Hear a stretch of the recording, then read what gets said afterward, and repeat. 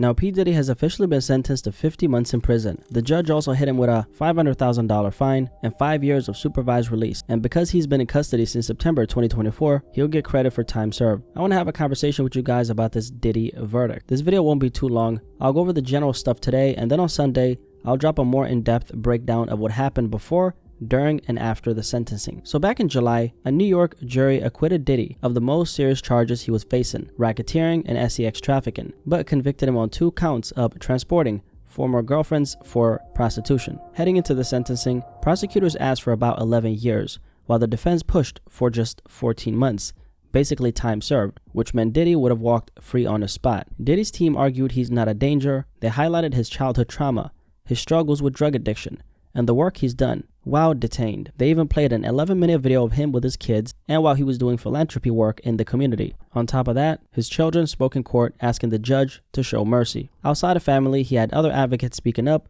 including a Miami pastor, who told the judge, "Give him to us and we won't let you down." The pastor said no amount of time behind bars would change Diddy's condition and that he needed an opportunity to redeem himself. Now, interestingly enough, this was also the first time Diddy himself actually spoke in court. He apologized to Cassie and another woman known as Jane Doe, called his past actions disgusting, shameful, and sick, and admitted he had lost his ways. In other words, he got lost in the sauce, and he blamed drugs for fueling his behavior, begged for mercy, and promised he'd never be violent again. The prosecution pushed back hard, saying Diddy minimized the abuse, that his victims are still living with the negative impact he made on them, and urged the court to see this as way more than just transportation for sex. When the judge spoke, he called Cassie Ventura and Jane brave survivors who gave a voice to women who feel powerless. Now, when the judge, Aaron Subramanian, was about to make a decision, he spoke on how he considered Diddy's influence and past good work, pointing out that Diddy has inspired communities, particularly black and brown communities worldwide, and said he was even impressed with the work he's done while locked up. But he also made it clear, Diddy abuses power and control over women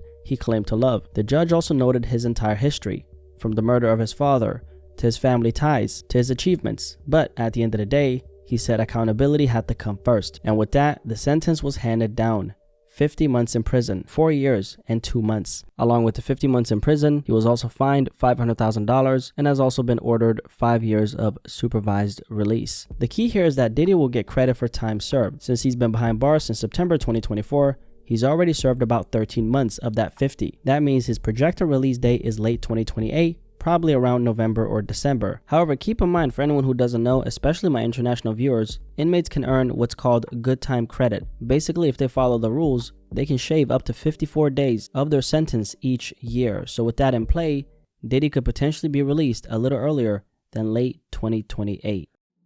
What a ride this has been. This has easily been one of the most covered cases in hip-hop in a while. For a lot of people online, this has been treated like pure entertainment. The memes, the jokes about baby oil, the freak-offs, but we can't forget reality.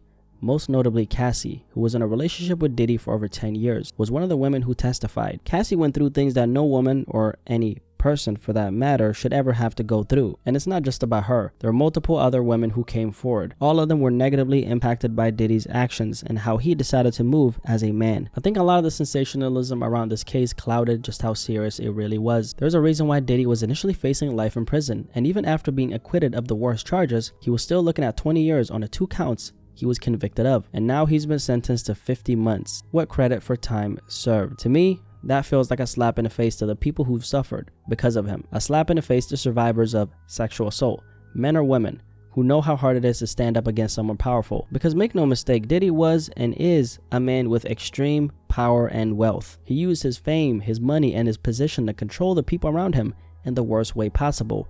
Yes, he changed a lot of lives for the better as well. He put people on. He invested into the culture and his own community.